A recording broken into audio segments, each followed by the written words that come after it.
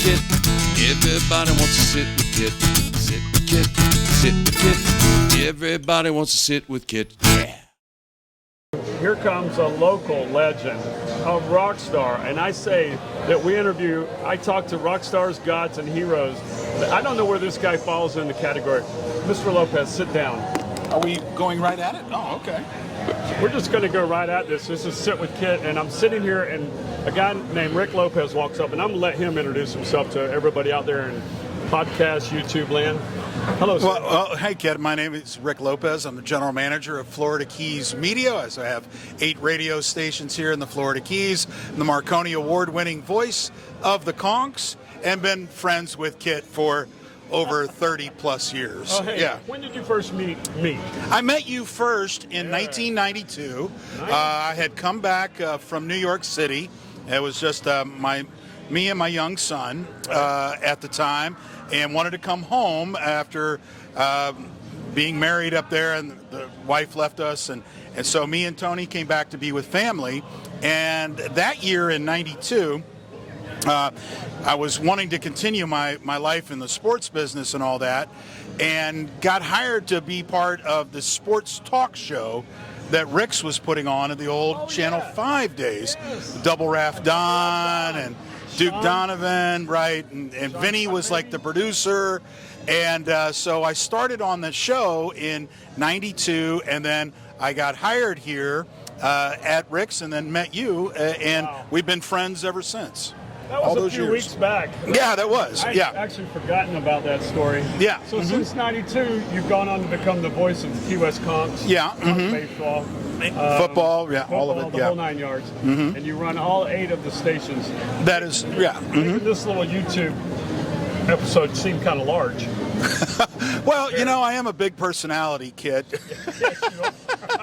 Yes, you are. Winning the Marconi. The Marconi was, we have fun with that, but that was a big one for me for what we did in Hurricane Irma, and we kept the radio station. 5 years ago. Yeah, US 1 on the air. We were the only source of communication, and battling the hurricane, making sure that we stayed on the air and we were here for our community, and I'm very proud of that. And that is awesome. It was an amazing award to be able to achieve that, because no other radio station or person has ever won a Marconi in the Florida Keys, so that was a big deal. Explain to me what that is, because I don't know if everybody else understands what that is. The Marconi Award is given out every year by the National Association of Broadcasters.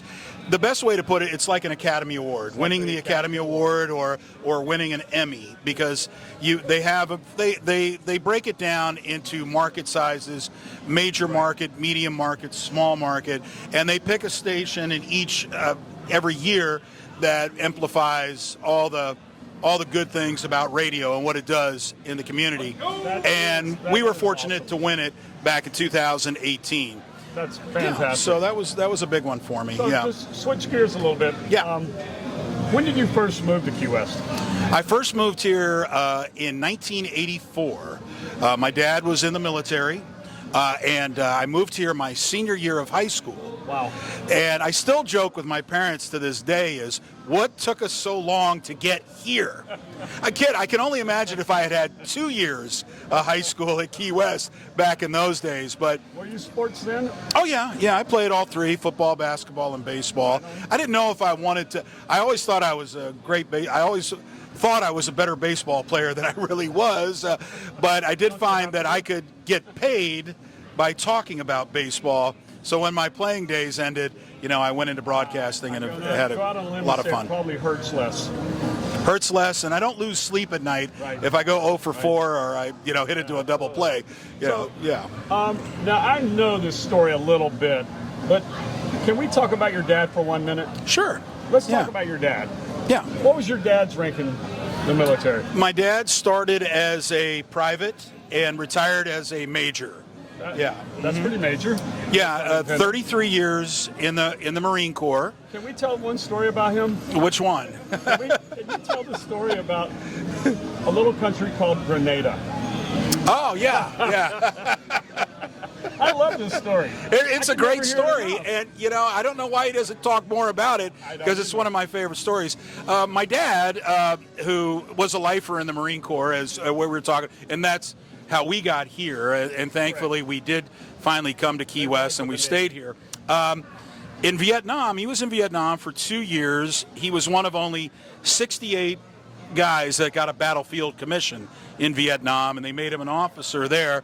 Then when he came back from Vietnam, because he didn't have a college education, had to send him, to college and all that. And then he became, once he was done with college, he was like the oldest captain in the Marine Corps. Fast forward to the early 80s, he was on Unitas. It was a big float. They were gone for a year. And this is real fascinating. He was on the Spiegel Grove, which is the boat up in Key Largo that they sunk to make the artificial reef. Well, they were down in South America doing drills when we went into Grenada. So they went to Grenada, and my dad because he was my dad was a big golfer. You have to understand, that golf is very important in my dad's life. So he had his golf clubs with him because he was traveling for a year on this particular float. So the next day, he was playing golf in Grenada after they cleared it out. So my dad liberated the golf course in Grenada. Yes. That's wonderful. Yeah. Made sure the sand trap on the 8th green, 8th hole was fine. Yeah. He bet it's free of any landmines. There's nothing he vetted it. No, he made sure that it was safe for everybody to go play golf. But he basically went in at 6 o'clock in the morning, was playing golf by 2 in the afternoon. That's right. Yeah, he had a tee time. Yeah. He took his clubs with him, did the invasion, and played golf that afternoon. He's a fascinating man. Yeah. That's a fantastic story. I forget what year that was. Was that like 90? That was like 82, 83, somewhere in that range. Yeah. It was definitely before we moved to Key West. Right. Yeah. Okay, because I know when I went down there were still signs of communism and Russia influence, but we had blown up their #1 airport. Right. That was the biggest thing. Took him out of the airport, then cleaned it out. Yeah. That was pretty cool. And he was part of that. Yeah. That's an interesting story. Your dad is a whole nother day and a whole nother. Right. So there's plenty of stories there. Yeah. Back to you. Other than your award, what is one of the most? Well, there's a lot of things, Kit, that I'm really proud of, and being part of this community and being at Key West. Raising all my children here. My oldest son was an All-American baseball player, won a state championship with Key West High School. Got to call his state championship game on the radio. It was a big deal for me. He was a catcher? He was a left fielder. He was in left field. Yeah, he was an outfielder. All-American, did very well. Now he's doing terrific as he's in the Monroe County Sheriff's Department. He's a sergeant in the Sheriff's Department. 2 kids. I got my 2 other young kids that are coming through the system right now, which I'm very proud of. But yeah, just being part of Key West, I wouldn't want to live anywhere else. I was one of those, I always thought I was lucky being a military kid, and I loved it because I got to go see so many places. Every 3 or 4 years? Every 2 to 3 years we moved. We lived in Panama for 3 years, all these different places. And it was funny because we spent 4 years, the longest we had lived anywhere with my dad was in the Marine Corps, was in Camp Lejeune, but he was gone that whole time from 80 to 84. And then we moved here to Key West, and I've always likened it to it was like, for me, in those days, and you know what it was like back here in those days, it was like going from Salt Lake City to Las Vegas. It's like, I don't want to leave here. I get that comparison. And it became instantly, Key West became home. Not just for me, but for my parents and everything else, because there is something special, Kit, and you know it as well. If you go away from here for any particular point of time, you want to come back. And as much as it's changed, it's still Key West. The people, the Conchs, it stays the same. Yeah. We are losing a generation. We're losing that older generation. Yeah. But there's a few people like you that'll stay and carry on some of it. I hope so, that we keep our traditions and our Conch pride going and what we do. Yeah. It's hard to explain to people, and I sit out here and I talk to people like you, who I call one of the heroes of Key West, and he's a god and a rock star. I mean, he's done a lot for the community that people don't understand. And hopefully his friends and coworkers will watch this and laugh at him and make fun of him. Well, they will, yeah. And more importantly, we hope that people that are on their way to Key West stumble across it, see it, and listen to you on the radio. Yeah. Get an understanding a little bit more about the town and understand why we live here and what makes it so special. Isn't just the tourists that come here, but it's the people that actually... It's the people, Kid, it's the people that live here. You know, and people may come here and say, oh, this is fun, this is a party town, which is it is, and we love that part of it. Sure. But it's also a town where we raise our kids, where we play Little League ball, where we have a high school that a lot of tourists will come here and have no idea that Little Key West has won 11 state championships in baseball. Right. We have the most in the state of Florida. We're now tied with Westminster Christian, where A-Rod and where they recruit and bring in a lot of great players. But here, it's all homegrown. These kids play with each other from the time they're 3-4 years old, and as a team. Yeah, and we have that. So we have all the stuff that you may have in your community. We just have a little more fun probably doing it. Yeah, our fundraisers for our kids are pretty interesting. Yeah, but it's Key West, and it's such a special place.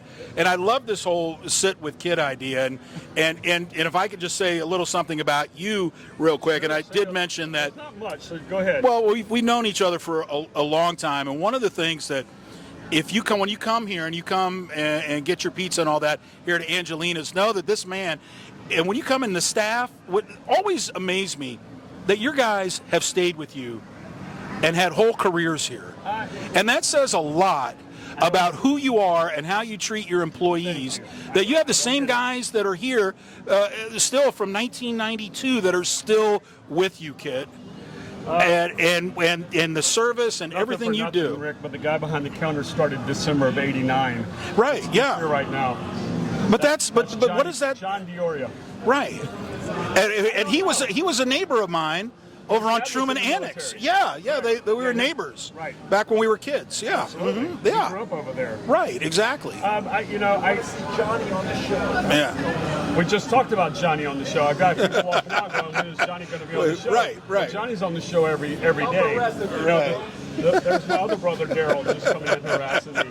But I say this, and I don't just, it's kind of in a joking manner, that it's Key West is like a 3-act play every night, and the production is the people that are putting it on. They don't necessarily know all of the players, and Johnny D is one, and the dishwasher in the back, Kean or whoever's back there is another one. Just like Mr. Lopez, you may not know him, but he's part of the fabric of the community that keeps us all together. And there's a whole lot of people like him. There are. This place, the 3-act show that it is. I have been, it goes on every day and every night. And Kit, like I said, growing up in the military, living all over, I cannot imagine ever living anywhere else. I don't want to. Where people don't wear their pets? Right. Or look, I love some of your shots, from here, like, what's happening in your town tonight, as we still have our kooks and crazies and all the fun that goes by us on a nightly basis, and sitting here at Angelina's and watching the world go by here on iconic Duval Street, nothing better. Hey, if you sit here long enough, you'll see everybody in the world twice. Mm-hmm. Yeah. That's what I say. You'll see them twice. It is kind of ironic, and it's kind of it's unparalleled with any other place that I've ever been. And you've been around. I've been around, and it's home. When did you? June 1 of '85. Right. And permanently, actually, I came before that, but I moved here. In the mid 80s. In the mid 80s, right. And when Mark bought Rick's in December of '84, I came down that March and helped do spring break. Right.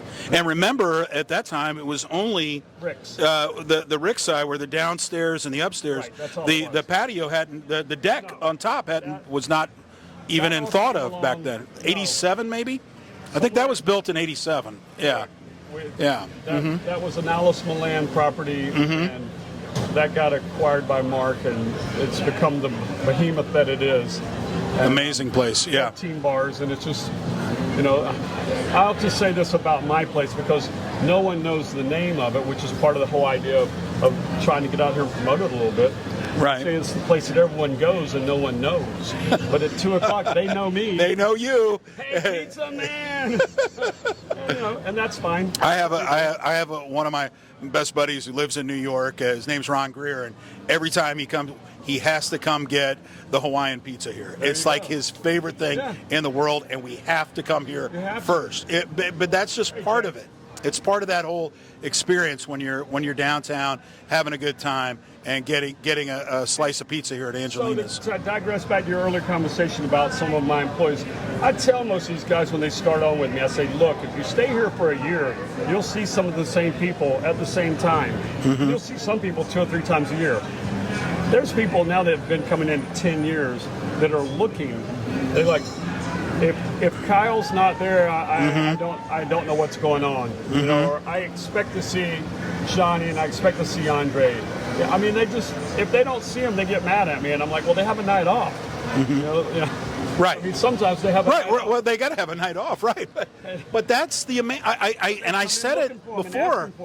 But it's the loyalty that your staff has with you. And that says to me, the owner that you are and the way that you treat your employees, that they stay with you for 10, 20, 30 years. It's not going to be edited out because it's the truth about you. I understand, and I appreciate it. I mean, I treat them like I want to be treated. We have fun together. We're a big dysfunctional family, like all of Key West.